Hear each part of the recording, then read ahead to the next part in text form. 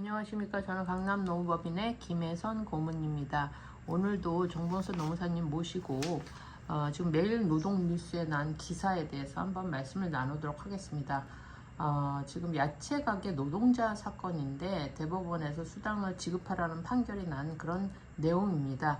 오늘 어떤 내용인지 좀 상세하게 설명을 해주시죠. 예, 안녕하십니까. 공인노무사 정봉수입니다. 이 사건은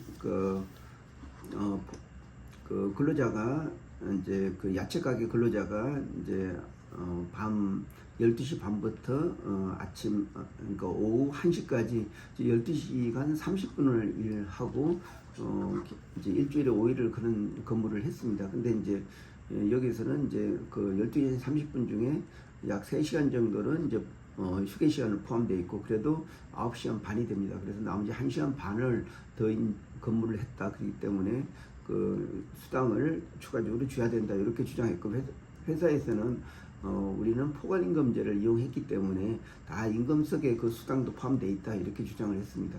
그러면은 대법원에서는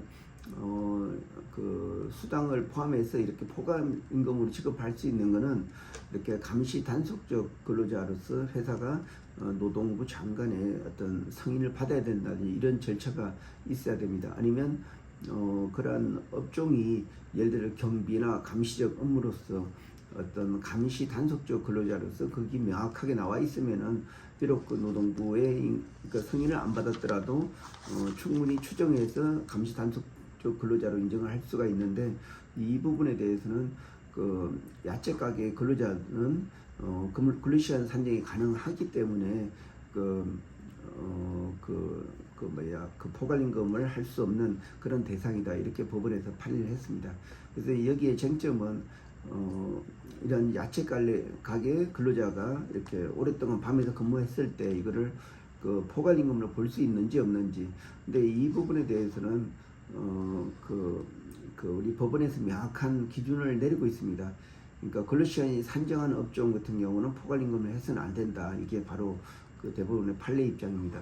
그리고 이 판례 입장은 2007년도에 법이 바뀐 게 있습니다. 그는 근로기준 17조에 보면은 사인자는 근로계약 체결 시에 임금, 소정 근로시간, 기타 법정 휴일 휴가를 서면으로 명시해야 된다. 이렇게 돼 있는데 기존에 2007년 이전에는 임금하고 근로시간만 이렇게 정해져 있었지 소정 근로시간이라고 없었습니다. 소정 근로시간이라는 것은 법정 근로시간 내에 근로자와 사용자가 일하기로 정한 시간이다. 그래서 다시 말해서 여기에 있는 임금은 법정 근로시간 내에서 일한 임금이다. 그래서 추가적으로 연장 근로할 때는 별도로 줘야 된다. 이렇게 법원에서는 판단을 하고 있습니다. 그래서 이 포괄임금은 실무적으로 많이 사용하고 있는데 이게 포괄임금이 인정이 되는 것은 특정한 분야, 예를 들어서 근로시간의 산정이 어려운, 예를 들어서 출장 기타 사유로 근로시간 전부 일부를 사업장 밖에서 근로하게 되는 그런 업종이나 아니면 감시 단속적 업무로서 사용자가 노동인의 승인을 얻은 경우 이런 같이 특별한 경우만 사실상 포괄임금으로 이제 인정이 되는 감시 단속적 근로자나 아니면 근로시간 산정이 어려운 업종이라고 할 수 있습니다. 그런데 이 야채 가게 근로자 같은 경우는 명확하게 근로시간이 명시되어 있고 휴게 시간을 정해져 있고 이런데 나머지 9시간 30분에 대해서 이제 8시간 초과하는 하루에 1시간 반 이 부분을 연장 근로로 이렇게 판단해서 지급을 인정을 했습니다. 네, 그렇군요. 그래서 지금 포괄임금의 업종이 아니기 때문에 이제 수당을 나중에 판결에 의해서 지급했다는 그런 말씀이잖아요. 예, 그렇습니다. 이 사건이 발생한 게 사실 좀 오래된 것 같은데 여러 시간을 지나고 나서 정말 오랜 기간을 지나고 나서 이렇게 판결이 난 것 같은데 혹시 다른 방법으로 더 빨리 이렇게 이 보상을 받을 수 있었던 방법이 없었을까요? 예, 사실상 그래서 참 이런 사건은 노동부 내에서 전결로 끝내야 되는데 사업주가 처벌을 받더라도 계속 이의를 제기해가지고 대부분까지 가서 판단이 받았습니다. 그러면 실질적으로 이 근로자는 2019년부터 1년 동안 일하다가 2019년 그러니까 2010년 11월 달에 그만뒀는데 이 그 연장 근로 수당을 청구를 하고 거의 그 4년이 지난 다음에 이제 수당을 이제 받게 됐습니다. 수당도 1,400만 원인데 그러면 이 근로자가 소송비나 이게 대한 굉장히 들어간 시간이나 이런 굉장히 많다고 생각이 됩니다. 그러면 하나의 어떤 우리 제3자에서 이런 판례의 어떤 성격이고 대부분 입장을 얻은 그런 중요한 결과는 있지만은 이 소송을 제기하는 근로자 입장에서는 실제적으로 기회비용이 너무 크다고 할 수가 있습니다. 그래서 사실 그 가급적 이런 노동 문제는 그 노동청에서 아니면 노동위원회에서 해결되는 게 바람직하다고 생각이 됩니다. 그리고 또 여기서 우리가 또 얻을 수 있는 쟁점은 그 포괄임금 외에도 그 5인 미만 사업장이기 때문에 여기서는 그 야간 근로 수당이나 또 연장 근로 수당은 판단을 하지는 않았습니다.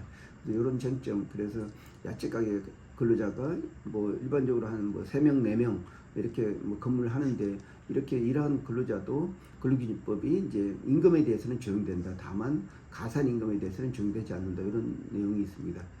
네, 그렇군요. 참 그 야채 가게 직원 같은 경우는 정말 열악한 환경에서 그 근무를 했을 텐데 이 오랜 시간 동안 정말 그 판결을 위해서 노력한 걸 보면 말씀하신 것처럼 노동청이나 노동위원회에서 빨리 이제 그 해결해서 보상을 해줬어야 되는 그런 아쉬움이 있습니다. 예, 맞습니다. 그래서 사실 여기 우리가 생각하는 야채 가게 일반적으로 이제 슈퍼마켓이나 아니면 또 작은 가게들이 있습니다. 거기서 일하는 그 근로자도 똑같은 근로자이기 때문에 하루에 8시간 그걸 초과하게 되면은 다 연장 근로 수당을 별도로 받아야 됩니다. 그런데 여기 회사 같은 경우는 당연히 포괄임금으로 이제 들어가 있다. 우리는 임금을 많이 주기 때문에 여기에 뭐 그 연장 근로, 휴일 근로, 또 야간 근로 다 포함되어 있다. 이렇게 주장을 하는 경우가 많이 있습니다. 그런데 노동법은 엄밀하게 판단을 하고 있습니다. 그러니까 회사가 이제 주는 임금은 그 소정 근로 시간 내에서 주는 거다. 그래서 더 일을 할 때는 반드시 그 연장 근로 수당을 별도로 줘야 된다. 아니면 연장 근로 수당을 미리 계산해 가지고 그거를 별도로 지분금하고 별도로 계산해 줘야 되는데 그런 부분을 했으면은 아마 이 얘기가 아마 사건으로 가지 않았을 거라고 생각이 됩니다. 네. 그러면 우리 그 강남 노무법인에서도 혹시 이 유사한 사례나 포괄 임금에 대해서 지금 우리가 법적으로 봤을 때는 그 통상 임금과 평균 임금이 되는데 포괄 임금은 어떤 의미로 우리가 해석할 수 있을까요? 예, 포괄임금은 우리나라 기업에서 많이 사용을 하고 있습니다.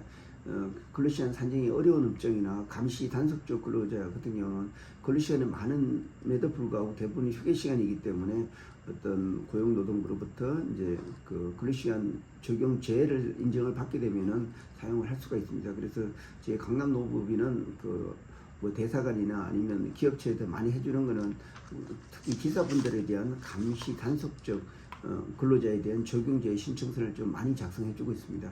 그리고 또 임금에 대해서는 가급적은 포괄임금은 좀 지양해야 된다. 만약에 그 연장 근로를 할 게 확실한 그런 업종 같은 경우는 그 임금을 딱 정하고 그런 다음에 별도로 계산된 뭐 일주일에 2시간이나 아니면 특정 시간을 별도로 계산하는 것을 계산 수식과 같이 그 근로계약서에 포함해야 된다 하면은 실질적으로 이것도 법원으로 가면은 문제가 될 수가 있습니다. 그렇지만은 노동부 선에서는 기본급을 정하고 또 거기에 추가적으로 계산한 근로시간을 가지고 산정했기 때문에 이렇게 자세하게 기록된 근로계약서에 대한 포괄임금은 그 고용노동부에서 인정을 해주고 있습니다. 네. 네, 여하튼 결과적으로는 그 야채 가게 노동자가 보상을 받아서 다행인데 앞으로 이런 사건은 조금 더 효율적으로 결론이 났으면 하는 바람입니다. 예, 고맙습니다. 저기 하나 더 덧붙여서 얘기를 하면은 기본적으로 이제 포괄임금제가 없어지는 그런 입장에 있습니다. 그렇기 때문에 사실 임금은 그 근로시간 내에서 주는 게 바로 이제 그 소정 근로시간이라고 하고 있습니다. 그래서 법정 근로시간 내에서 그 근로자와 사용자가 일하기로 정한 시간이 바로 소정 근로시간인데 뭐 보통 대부분의 회사들이 아직까지는 주 40시간, 일일 8시간을 기준으로 이제 임금을 책정하고 있습니다. 그래서 그 근로자들이 받는 임금은 이 법정 근로 시간 내에서 주는 거다 이렇게 판단해야지. 그게 추가적으로 연장 근로 했을 때 우리는 이렇게 연장 근로 수당을 다 포함하고 있다 이런 단순 논리식으로 단순하게 기록되면은 이런 부분은 무효라고 할 수가 있습니다. 네, 오늘 말씀 감사합니다. 예, 고맙습니다.